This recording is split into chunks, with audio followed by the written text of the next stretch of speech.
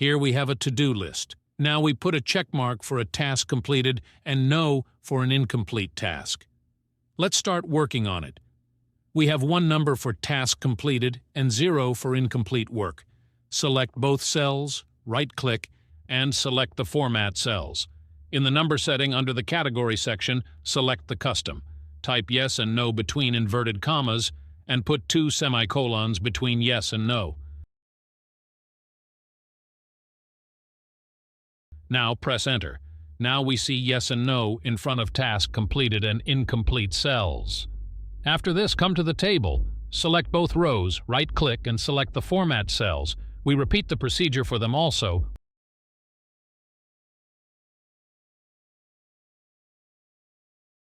We did it in the same way. When we press 1, it becomes automatically yes, and press 0, it becomes no. Now we will go to the Data tab. Click on Data Validation. Choose the list from the drop-down list of Allow. In the Source section, we select both cells of yes and no, then press OK. You can see we use the list. Yes and no are shown when we click on them. Now we choose the check marks for this table. For this purpose, highlight the complete table. Go to the Home tab. Click on Conditional Formatting and select the new rule. From the list of format styles, select the icon sets. Then, from the icon style, select the 3 uncircled symbols. In front of first icon, we put the value of 0, use the sign of greater than, and change the type by number.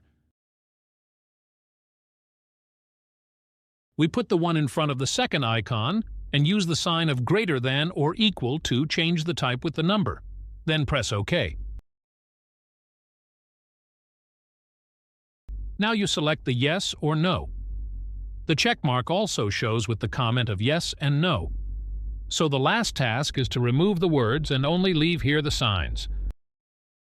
So, highlight the complete table, go to the Conditional Formatting, and select the Manage Rules.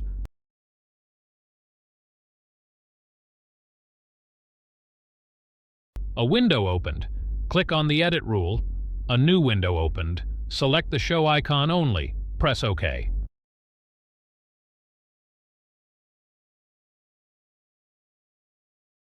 When we select yes, it becomes a check mark. When we choose no, then it becomes a cross mark.